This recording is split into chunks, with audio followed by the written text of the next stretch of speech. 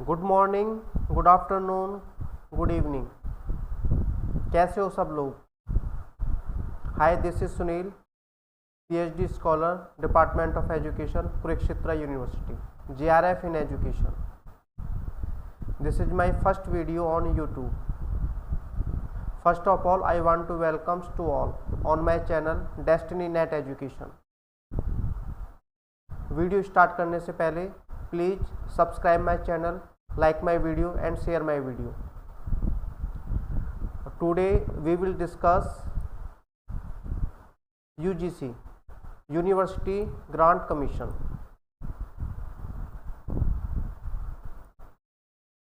विश्वविद्यालय अनुदान आयोग। जैसा कि आपको पता है, university grant commission time to time अपनी यूनिवर्सिटीज़ की लिस्ट को अपडेट करता रहता है। आज हम आपको कराने जा रहे हैं how many universities in India according UGC list 31 मार्च 2021। 31 मार्च 2021 के अकॉर्डिंग यूजीसी की लिस्ट इस टाइप से हैं। सबसे पहले हम बात करते हैं टोटल यूनिवर्सिटी की। इंडिया के अंदर कितनी टोटल यूनिवर्सिटीज़ हैं? इंडिया के अंदर टोटल यूनिवर्सिटीज़ 979 हैं। अब इसके बाद हम डिस्कस करते हैं कि सेंट्रल यूनिवर्सिटीज़ कितनी हैं, केंद्रीय विश्वविद्यालय कितने हैं। भारत में केंद्रीय विश्वविद्यालय 54 हैं 31 अगस्त 2021 के अकॉर्डिंग। यूजीसी ने अपनी वेबसाइट पर ये लिस्ट डाली हुई है, उसके अकॉर्डिंग केंद्रीय विश्वविद्यालयों की संख्या 54 है। अब हम बात करते हैं स्टेट यूनिवर्सिटीज़ की। स्टेट यूनिवर्सिटीज़, इनकी संख्या 425 है, 425।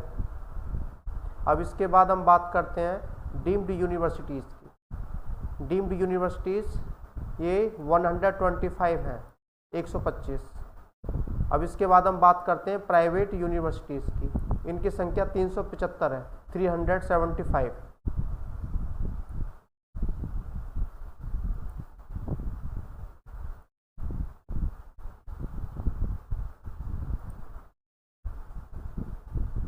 इस लेक्चर में हम जानेंगे सेंट्रल यूनिवर्सिटी के बारे में, स्टेट यूनिवर्सिटी के बारे में,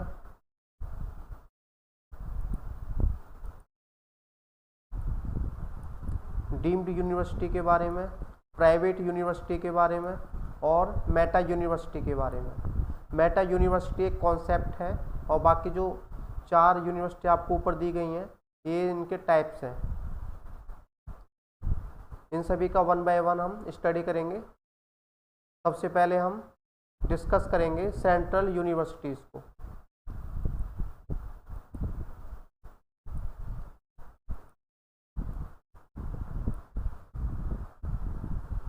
जैसा कि आपको पता है, इंडिया के अंदर सेंट्रल यूनिवर्सिटीज़ आपकी 54 हैं।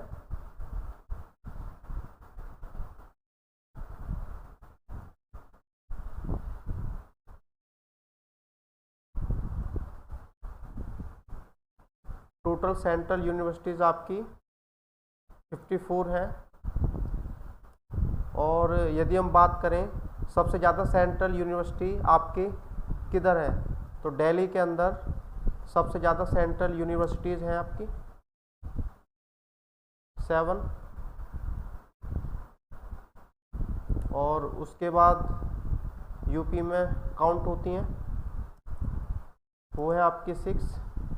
यदि आपका क्वेश्चन आ जाता है कि बताओ सबसे ज़्यादा सेंट्रल यूनिवर्सिटी किस जगह है, तो दिल्ली के अंदर सबसे ज़्यादा सेंट्रल यूनिवर्सिटी हैं 7। ओके। 30 अप्रैल 2021 को 2 नई सेंट्रल यूनिवर्सिटी दिल्ली के अंदर बनी है, वो हम आगे करेंगे फिलहाल। ओके, अब देख लेते हैं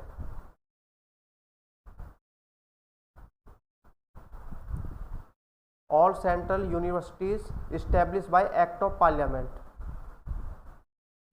जितनी भी सेंट्रल यूनिवर्सिटी होती हैं वो इस्टेब्लिश होती हैं बाय एक्ट ऑफ पार्लियामेंट। इनकी स्थापना एक्ट ऑफ पार्लियामेंट के थ्रू होती है। सेकंड पॉइंट है इसका, president of India. Appoints as a chancellor of all central universities except Shanti Niketan. आपको पता है चाहे कोई भी यूनिवर्सिटी हो उसमें एक चांसलर होता है और एक वाइस चांसलर होता है। अब हम बात करते हैं सेंट्रल यूनिवर्सिटी के चांसलर की, मतलब कुल अधिपति। इसका कुल अधिपति होता है president of India except Shanti Niketan, Shanti Niketan university को छोड़कर। मैं दोबारा रिपीट कर देता हूँ, जितनी भी सेंट्रल यूनिवर्सिटीज़ होती हैं उनके चांसलर कौन होते हैं? प्रेसिडेंट ऑफ इंडिया, भारत के राष्ट्रपति, सिर्फ एक यूनिवर्सिटी को छोड़कर, एक्सेप्ट शांति निकेतन। मतलब शांति निकेतन यूनिवर्सिटी को छोड़कर बाकी जो 53 यूनिवर्सिटी बची हुई हैं उनके चांसलर मतलब कुल अधिपति प्रेसिडेंट ऑफ इंडिया होंगे। Vice chancellor of all central university appointed by the president of India except Shanti Niketan. जितनी भी सेंट्रल यूनिवर्सिटी होती हैं उनके वाइस चांसलर मतलब कुलपति, उनको कौन अपॉइंट करता है? President of India except Shanti Niketan, Shanti Niketan university को छोड़कर। इसका 4th पॉइंट पढ़ते हैं, विश्व Bharti also called as Shanti Niketan. विश्व भारती को शांति निकेतन के नाम से भी जाना जाता है, जो कि एक सेंट्रल यूनिवर्सिटी है। Where prime minister is chancellor, जहाँ के चांसलर कौन होते हैं? Prime minister. ओके, सिर्फ एक यूनिवर्सिटी को छोड़कर बाकी जो 53 यूनिवर्सिटी हैं वहाँ के चांसलर होंगे प्रेसिडेंट ऑफ इंडिया। और जितनी भी सेंट्रल यूनिवर्सिटी हैं उनके वीसी को कौन अपॉइंट करेगा? President of India. अब 5th पॉइंट की बात करते हैं।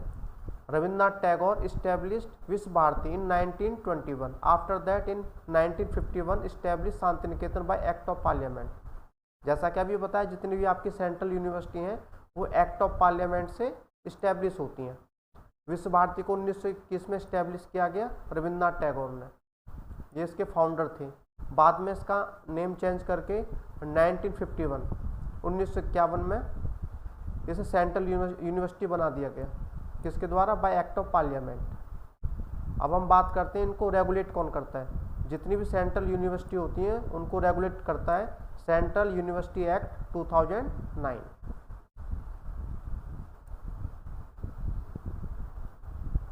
अब इसके बाद हम डिस्कस करेंगे स्टेट यूनिवर्सिटी के बारे में। स्टेट यूनिवर्सिटी कितनी है?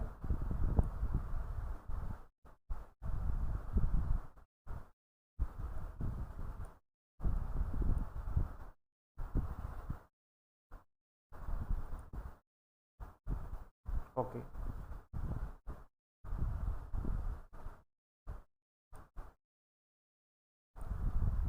State university. अब state university, there is a world of difference between central university and state university. हमको पता है जो स्टेट यूनिवर्सिटी है उसका चांसलर गवर्नर ऑफ स्टेट होता है, और मैंने बताया था जो सेंट्रल यूनिवर्सिटी है उसका चांसलर होता है प्रेसिडेंट ऑफ इंडिया। लेकिन स्टेट यूनिवर्सिटी जितनी भी हैं उनके चांसलर कौन होंगे? Governor of state. अब इसके बाद हम बात करते हैं vice chancellor of state university appointed bye governor of state. अब इसके वाइस चांसलर की बात करते हैं। स्टेट यूनिवर्सिटी का जो वाइस चांसलर है वो कौन हो? उसको कौन अपॉइंट करता है? Governor of state. और सेंट्रल यूनिवर्सिटी के वाइस चांसलर को कौन अपॉइंट करता है? President of India. इसका 3rd पॉइंट है, all state university establish by local legislative assembly act और स्टेट एक्ट। जितनी भी स्टेट यूनिवर्सिटी हैं उनकी स्थापना होती है लोकल लेजिस्लेटिव असेंबली एक्ट या फिर स्टेट एक्ट के थ्रू। और जितनी भी सेंट्रल यूनिवर्सिटी हैं उनकी स्थापना होती है बाय एक्ट ऑफ पार्लियामेंट। और जितनी भी स्टेट यूनिवर्सिटी हैं उनकी स्थापना होती है local legislative assembly act. Okay, अब हम बात करते हैं स्टेट यूनिवर्सिटी और सेंट्रल यूनिवर्सिटीज में डिफरेंस क्या होता है। जो स्टेट यूनिवर्सिटी होती है उसमें 85% सीट रिजर्व होती हैं स्टेट कैंडिडेट के लिए, और बाकी जो 15% सीट बची हुई हैं वो रिजर्व होती हैं अदर स्टेट कैंडिडेट के लिए।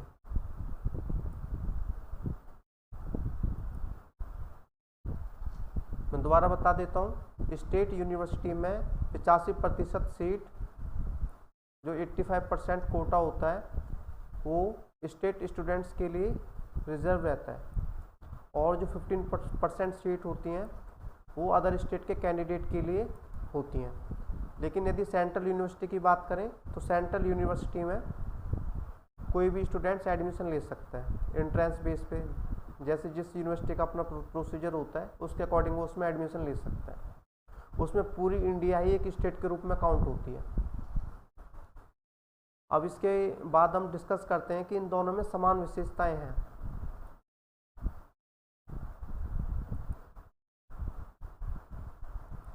सम common features of state university and central universities.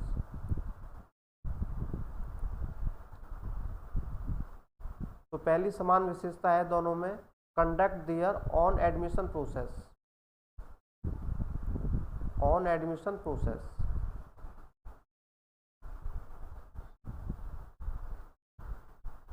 ये अपना एडमिशन खुद करा सकती हैं। दूसरा पॉइंट है can decide their own syllabus, ये अपना सिलेबस खुद डिसाइड कर सकते हैं। कंडक्ट दियर ऑन एग्जाम, ये अपना एग्जाम कंडक्ट करा सकती हैं। Grant degree to the student, ये डिग्री इशू करा सकती हैं, देती हैं स्टूडेंट्स को। यदि हम प्राइवेट यूनिवर्सिटी की बात करें तो वहाँ ऐसी अथॉरिटी नहीं होती है।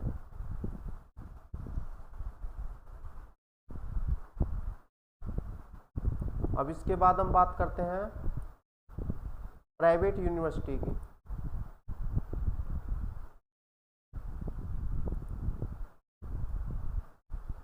प्राइवेट यूनिवर्सिटी, अब जो प्राइवेट यूनिवर्सिटी है उसका रजिस्ट्रेशन होता है सोसाइटी रजिस्ट्रेशन एक्ट 1860। जितनी भी प्राइवेट यूनिवर्सिटी हैं उनका रजिस्ट्रेशन होगा सोसाइटी रजिस्ट्रेशन एक्ट 1860। ये सभी इम्पोर्टेंट पॉइंट हैं, प्लीज़ नोट करते रहें। और इसके बाद सेकंड पॉइंट है प्राइवेट यूनिवर्सिटी में बी एफिलेटेड बाय स्टेट और सेंट्रल यूनिवर्सिटी। जितनी भी प्राइवेट यूनिवर्सिटी होती हैं उनको एफिलिएशन लेना पड़ता है, या तो स्टेट से या फिर सेंट्रल से। मैं दोबारा बता देता हूँ, जितनी भी प्राइवेट यूनिवर्सिटी हैं उनको एफिलिएशन लेना पड़ता है, या तो वो स्टेट यूनिवर्सिटी से एफिलिएशन लेंगी या फिर सेंट्रल यूनिवर्सिटी से एफिलिएशन लेंगी। ठीक है।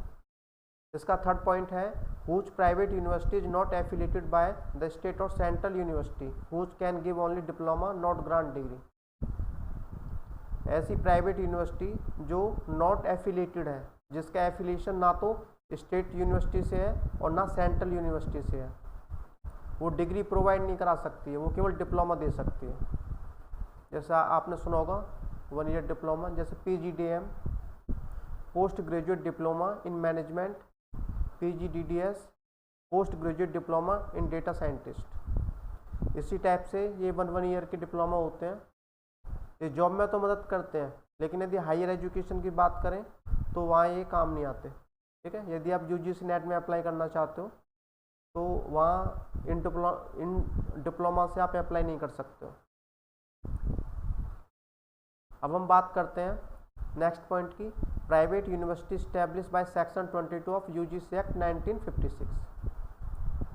जितनी भी प्राइवेट यूनिवर्सिटी हैं वो स्टैब्लिश होती हैं किसके through? Section 22 of UGC act 1956। यदि हम सेंट्रल यूनिवर्सिटी की बात करें तो वो स्टैब्लिश होती हैं एक्ट ऑफ पार्लियामेंट के थ्रू, और यदि हम स्टेट यूनिवर्सिटी की बात करें तो वो इस्टेब्लिश होती हैं हमारी लोकल लेजिस्लेटिव असेंबली एक्ट और स्टेट एक्ट के थ्रू। और प्राइवेट यूनिवर्सिटी की बात करें तो ये इस्टेब्लिश होती हैं सेक्शन 22 ऑफ UGC एक्ट 1956। ये सभी इंपॉर्टेंट पॉइंट हैं, इनको नोट करते रहें, इनमें से क्वेश्चन आ चुके हैं। अब हम नेक्स्ट पॉइंट पे बात करेंगे प्राइवेट यूनिवर्सिटी सेटअप। जो फर्स्ट प्राइवेट यूनिवर्सिटी है वो 1955 में सेटअप हुई थी। कहाँ? Sikkim Manipal university of health medical and technology science Gangtok. ठीक है। पहली प्राइवेट यूनिवर्सिटी जो है वो कौन सी थी? Sikkim Manipal university health medical and technological science Gangtok. ये सभी इंपॉर्टेंट पॉइंट हैं। और इसके बाद हम डिस्कस करेंगे डीम्ड यूनिवर्सिटी के बारे में। अब डीम्ड यूनिवर्सिटी जो है इसके बारे में 1 बाय 1 पढ़ेंगे हम।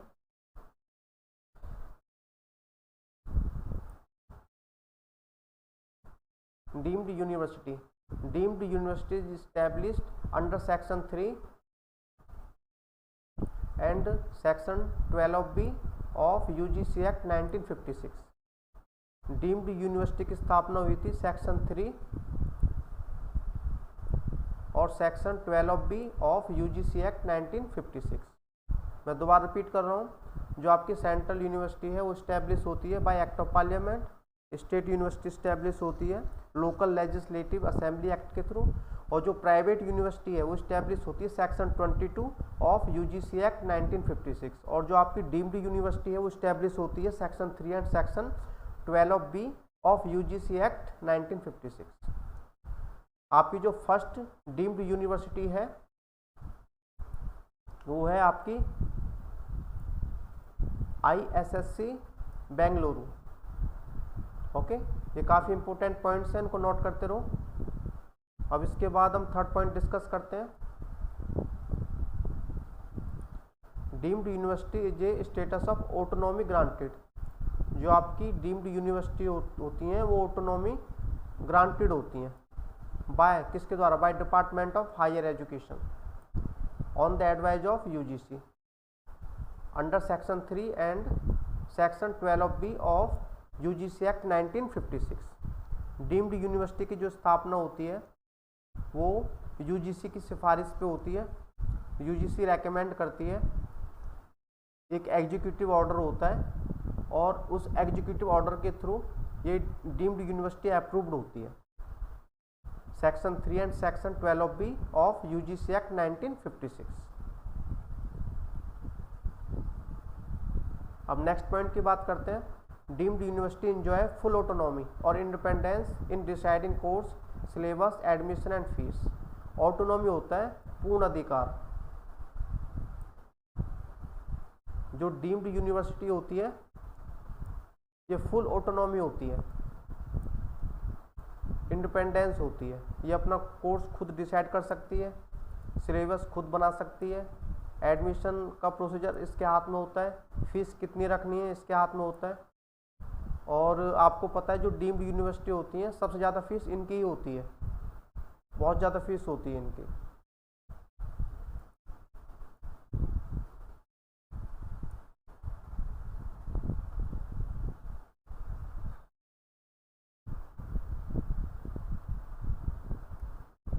अधिकतर जो मेडिकल इंस्टीट्यूशन है वो इसके अंडर ही आते हैं।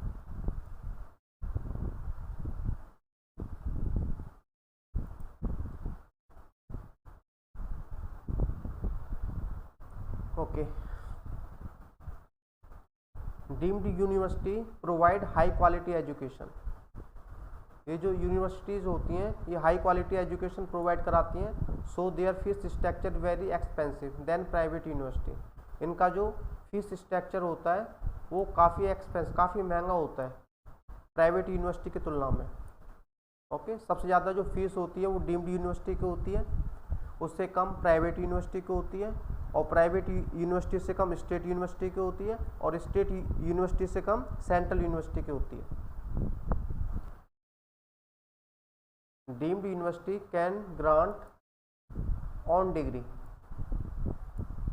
जो डीम्ड यूनिवर्सिटी हैं अपनी डिग्री दे सकती हैं क्योंकि इनके पास एक फुल ऑटोनॉमी है।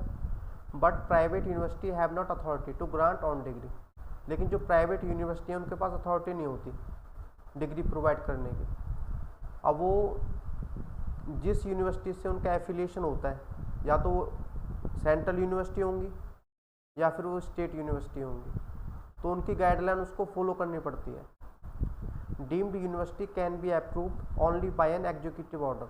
जैसा कि मैंने आपको बताया था, जो आपकी डीम्ड यूनिवर्सिटी है वो अप्रूव्ड होती है only by an executive order of UGC recommendation. UGC सिफारिश करती है और एग्जीक्यूटिव ऑर्डर के थ्रू ये अप्रूव्ड होती है।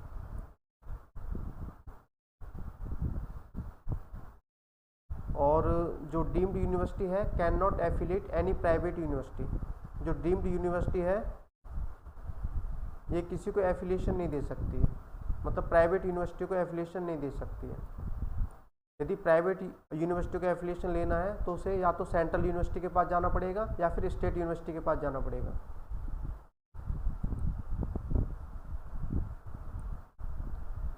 और हम बात करते हैं deemed university follow only on guideline.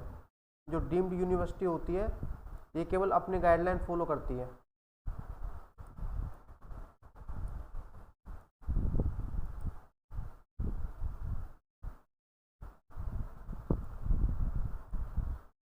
And deemed university don't follow UGC guideline, ये यूजीसी की गाइडलाइन को फॉलो नहीं करती है, जैसे fees structure, admission seat etcetera. Okay, इसके बाद हम पढ़ेंगे मेटा यूनिवर्सिटी।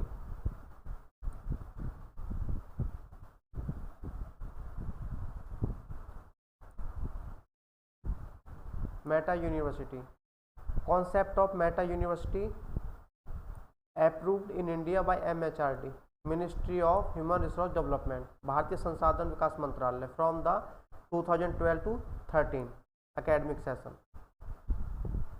मेटा यूनिवर्सिटी के कॉन्सेप्ट को MHRD लेकर आया 2012 से 13 एकेडमिक सेशन के लिए। In modern era mostly university adopted meta concept in higher education.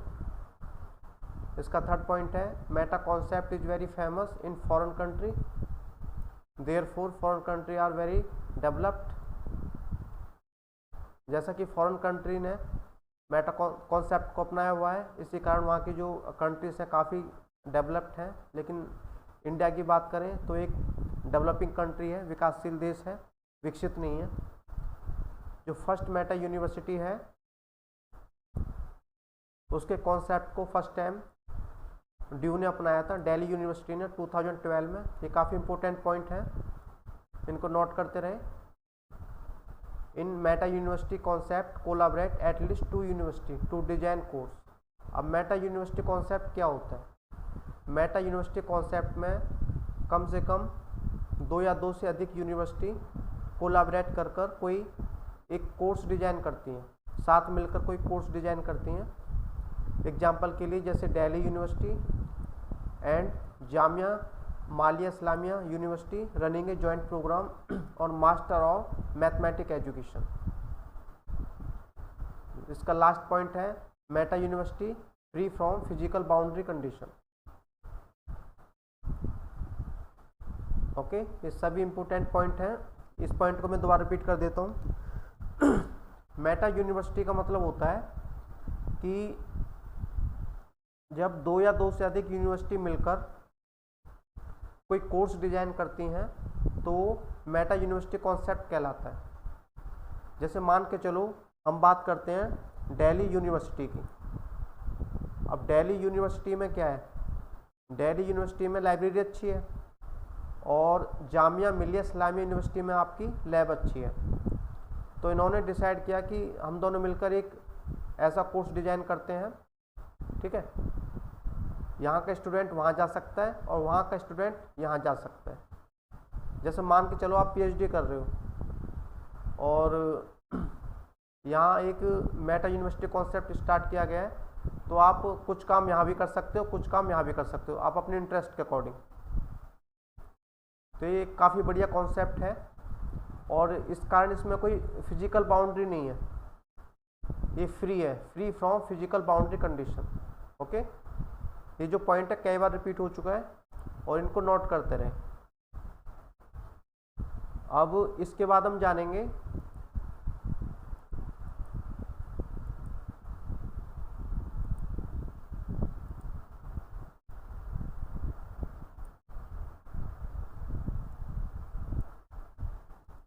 आपकी सेंट्रल यूनिवर्सिटी के बारे में।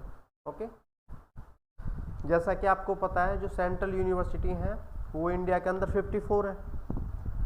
अब उसमें से 53 जो यूनिवर्सिटी हैं उनके जो चांसलर हैं प्रेसिडेंट ऑफ इंडिया है, एक को छोड़कर शांति निकेतन को। अब सबसे ज़्यादा जो सेंट्रल यूनिवर्सिटी हैं वो दिल्ली के अंदर है। आप कहोगे दिल्ली के अंदर कैसे हैं?